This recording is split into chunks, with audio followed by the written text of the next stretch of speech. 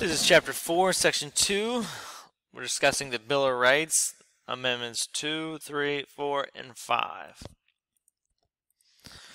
So, we're going to start off with the second. We already did the first in the previous section. Now it's the Second Amendment that pretty much it's pretty well known, but let's dissect what exactly the Second Amendment says. A well-regulated militia being necessary to the security of a free state, the right of the people to keep and bear arms shall not be infringed. But that just sounds like some fancy talk. And what does that exactly mean? Well, why did the Founding Fathers include the Second Amendment to begin with? In colonial America, so remember in previous chapters, the colonies protected themselves from British soldiers by forming local militias, which military force of civilians. And at the whole Battle of Lexington and Concord was fought using militia. It was pretty much, there was these Minutemen who had their own guns, and they used their own guns to fight the British soldiers. So the framers of the Constitution want Americans always be able to keep that right to have their own weapons to fight against a tyrannical or unfair government. The people should be able to defend themselves if they need to, or start a revolution in case the government went bad. So according to the Founding Fathers, if the government takes away the weapons of the people, then the people have no protection, no way of protecting themselves against an unfair government. And that's why they made it the Second Amendment, that the people in the United States have a right to keep and bear arms. You know, just like the colonists were fighting against the British. If the colonists didn't have guns, then we wouldn't have been able to fight the Revolutionary War. So that's why it was really important to the framers of the Constitution. You know, the Revolutionary War was fresh in their mind. You know, Americans needed their guns to fight against the British. But here's the debate. Does the Second Amendment protect individual rights to own guns, or does it protect states' rights to protect themselves, and organize their own militia? The exact wording of the Second Amendment does leave the interpretation to the exact meaning up for debate. But the Supreme Court, who has the final say in interpreting these laws, has ruled that the right to bear arms belongs to individuals. But that right to bear arms is not unlimited. So, issues with the Second Amendment today. So in 1790, the type of weaponry that these colonists were using to fight the British, to fight this tyrannical government, was a musket, and it was a single-shot musket, which you had to, load with powder, then the ball, and you had a strike plate, and so there was all these, kind of this process that you could probably shoot, one shot per minute. So even though, yes, they were guns, they're very unlike the guns that we have today. So advancements in weaponry has changed. A gun now, such as this AR, can now shoot 400 rounds per minute. So that's really where the issue is today, is that guns back in 1790 just weren't as devastating as they were now. So a lot of Americans feel like, should Americans really be allowed to carry such heavy-duty weaponry? And that's really the debate. And I'm not here to tell you one way or the other, but that's the debate. So should Americans be allowed to own such devastating weapons like the U.S. military is supplied with? Well, most states regulate what weapons can and cannot be bought by civilians.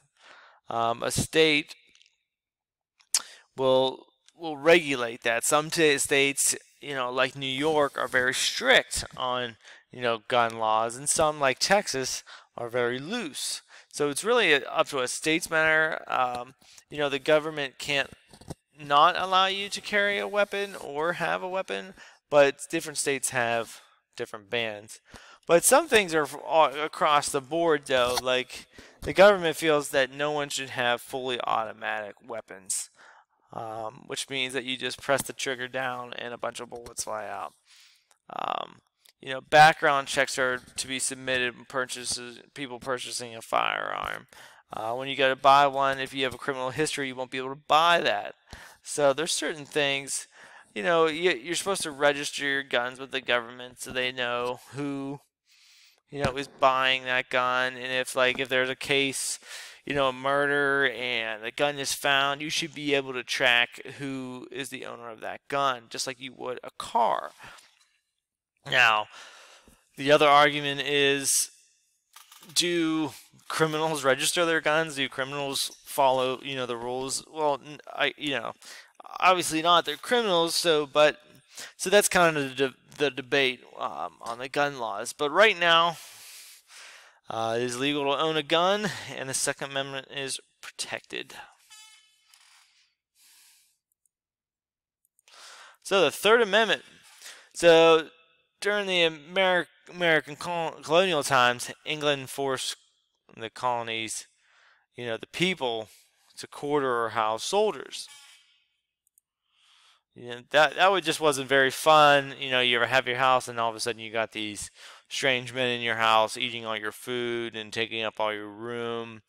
So the Third Amendment definitely protects against the United States government from forcing civilians to house U.S. soldiers.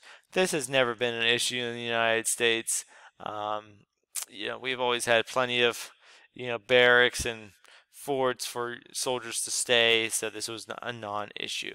But it was an issue to the colonists that the British did that to them, so they wanted to make sure that never happened. So, the Fourth Amendment protects citizens from unreasonable searches and seizures by the government. The police, the FBI. So, the government cannot search your house without probable cause. The police must issue a search warrant before searching your property. And really what a search warrant is that it's a court order that states that authorities have enough evidence, they have convinced the judge that there's enough criminal evidence against you that the police have a right to go search your property. So the police cannot just search your house for any reason. They have to the police have to compile a case against you to be able to search your house. Evidence gained without a search warrant will not be allowed to use to convict you in a court of law. So if the police just came in without a search warrant and found a gun that matched the, chamber of the bullet that, in a murder case, they would not be able to use that evidence because a search warrant was not obtained. Now,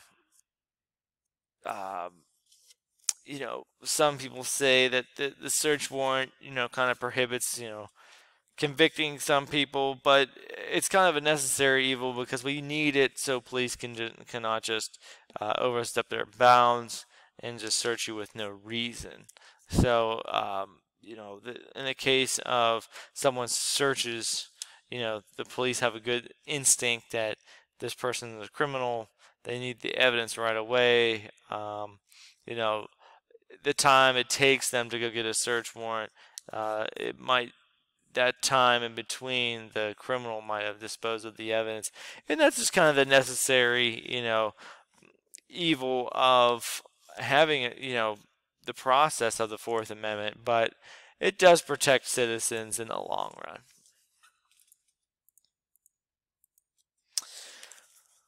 Alright, the Fifth Amendment guarantees those being arrested basic rights.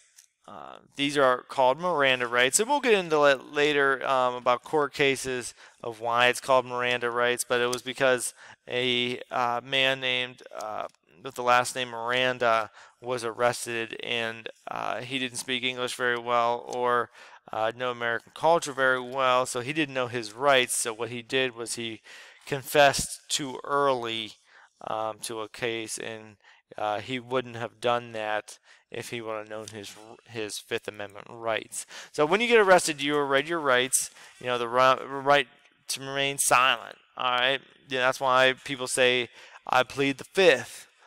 Because the Fifth Amendment guarantees that you have the right to remain silent. You do not have to confess to any crimes.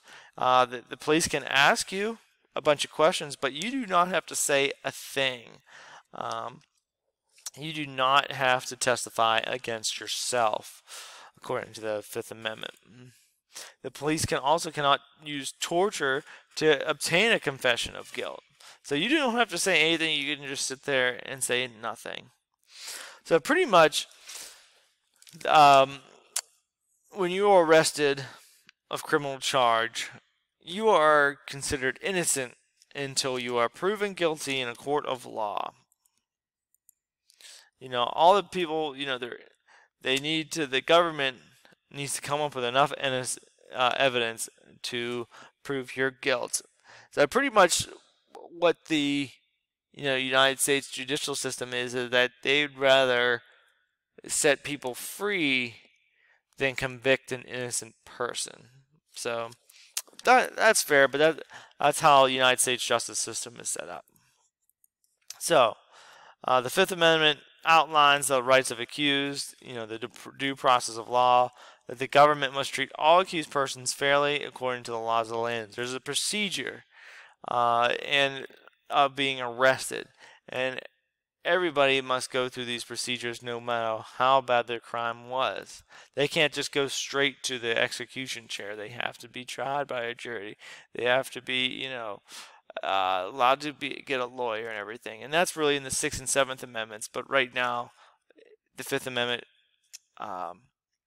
guarantees the trial by a jury of their peers. A jury will decide if one is guilty. It's not that there's just one person, dealing out justice. The jury has to be agreed upon by the government and the accused. The government can't set up a jury that is full of people that are probably going to convict them, or vice versa. Also, Fifth Amendment protects against double jeopardy. A person cannot be tried for the same crime twice. It's actually a good movie called Double Jeopardy, where a woman is convicted of killing her husband, but she is actually, she's not convicted. She's actually accused of killing her husband, but she's not proven to have killed him. But he's actually still alive, and then she's able to kill him because she can't be tried twice for the same crime. But anyways, you cannot be tried twice for the same crime. If the government can't prove you're guilty the first time, then you're fine. That's why O.J. Simpson, his original case, if you don't know about it, he was accused of killing his wife, and he was a famous running back in the NFL, but he was accused of killing his wife in the 90s. He was proven innocent, even though after the case, he pretty much confessed to killing his wife. So, double jeopardy protects against that. All right, the next chapter we'll be discussing more of the amendments, but that is the first 5.